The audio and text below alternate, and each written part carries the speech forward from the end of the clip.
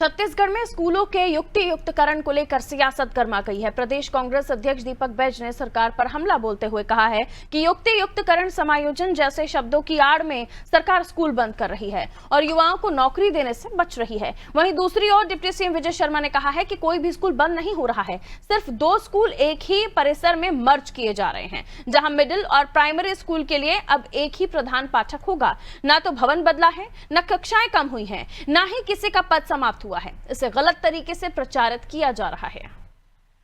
देखिए, सरकार दरअसल वो भाषा बोल रही है जो सामान्यतः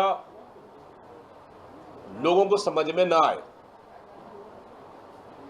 कि युक्तियुक्तकरण, समायोजन, मर्ज जैसे शब्द का प्रयोग कर रही है। अगर आप उस स्कूल का डिवाइस कोड अगर समाप्त कर देंगे तो इसका मतलब क्या हुआ?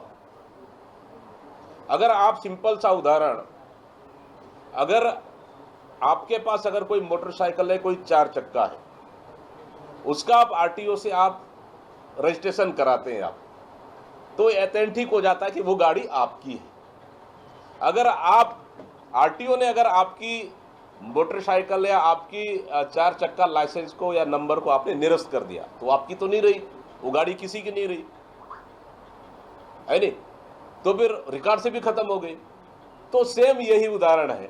सरकार सिर्फ टेक्निकल शब्दों का प्रयोग कर रही है और डायरेक्ट बंद शब्द का प्रयोग नहीं कर रही है, लेकिन उस चीज को तो हम लोग तो समझ रहे हैं ना, उस चीज को शिक्षित युवा समझ रहे हैं ना कि ये सरकार मर्ज, समायोजन और युक्तियुक्तकरण नहीं बल्कि ये एक बहाना है।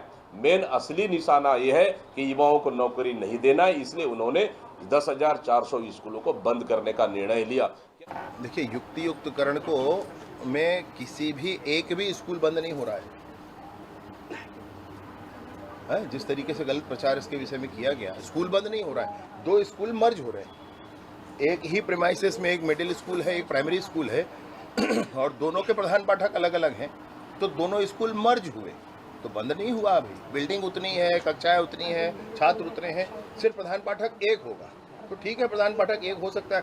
अब एक जो प्रधान पाठक बचे तो वो पद खत्म नहीं हो गया, उस व्यक्ति को कहीं और काम उससे लिया जा रहा है। ये अच्छी व्यवस्था है ना, इस अच्छी व्यवस्था को दुष्प्रचारित किया जा रहा है, ये गलत है।